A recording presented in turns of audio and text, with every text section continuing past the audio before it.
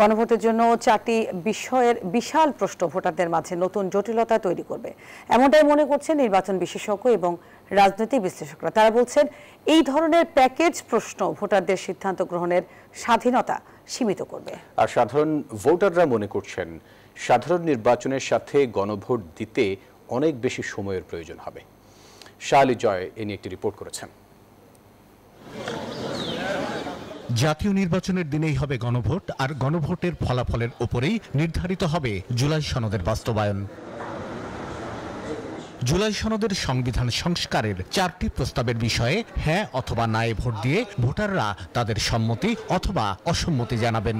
ব্যালটে সেই 4টি প্রস্তাব সম্বলিত বড় একটি প্রশ্ন থাকবে, যেখানে তত্ত্বাবধায়ক সরকার সহ সাংবিধানিক প্রতিষ্ঠান গঠন, পেয়ার পদ্ধতিতে সংসদের উচ্চকক্ষ গঠন, প্রধানমন্ত্রীর মেয়াদ সীমিত করা সহ 30টি সংস্কার প্রস্তাব এবং অন্যান্য সংস্কার প্রস্তাবের বিষয়ে জানতে চাওয়া হবে।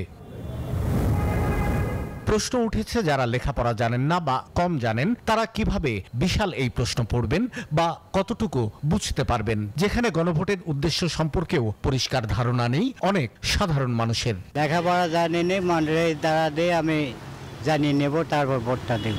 আমরা সবাই এই প্রশ্নের বুঝবো না। মার্কা দিয়ে সবসময় ভোট হয়েছে, মার্কা দিয়ে যদি ভোটটা হয় তাহলে আমাদের জন্য বোঝা সহজ। জটিলতাটা তো আরও বাড়বে, মানে লাইনে দাঁড় করায় ঘন্টার পর ঘন্টা, সেখানে ডবল সময় পার করা লাগবে ক্যান্ডিডেট যারা ভোট দেবে। আসলে তো জানতে হবে, বুঝতে হবে, না বুঝেই হ্যাঁ না ভোট চলে আসলে এটা কি হবে আমি জানি না। 2024 সালের বাংলাদেশ অর্থনৈতিক সমীক্ষা বলছে দেশে নিরক্ষরতার হার 22% বেশি। বিশ্লেষকরা বলছেন, যেহেতু জাতীয় নির্বাচনের দিনেই গণভোট হচ্ছে, তাই ভোটারদের কাছে গণভোটের বিষয়টি সহজ করতে ভূমিকা রাখতে পারেন দলীয় প্রার্থীরাই। প্রশ্ন সংখ্যা বাড়ানো, আপনি একই সাথে বিভিন্ন জিনিসপত্র নিয়ে আসা, এটার কমপ্লিকেশন বাড়তে থাকে এবং কমপ্লিকেশন বাড়লে মানুষজন কনফিউজ হয়ে যায় এবং এটার সাথে শিক্ষিত অশিক্ষিতের কোনো সম্পর্ক নেই, যে কেউই কনফিউজ হয়ে যেতে পারে। সে যখন কনফিউজ হয়ে যায়, সে আসলে কোন দিকে ভোট দেবে সেটা কমপ্লিটলি একটা আনসার্টেন। সময় এত ঘনিয়ে আসছে ইলেকশন, যে ভোটার এডুকেশনের সময় ইলেকশন কমিশনের জন্য কতটুকু করা সম্ভব হবে না। যারা প্রার্থীরা যারা চাইবে যে আমার ভোটাররা এসে আমাকে ভোট দিক, তখন কিন্তু তারা এটাও চাইবে যে গণভোটে এমনভাবে আসুক যে আমার ম্যানিফেস্টোর সঙ্গে এসে মেলে। গত 50 বছরে এক ব্যালটে একাধিক প্রশ্নে গণভোট করার নজির রয়েছে বিশ্বের অন্তত 4টি দেশে।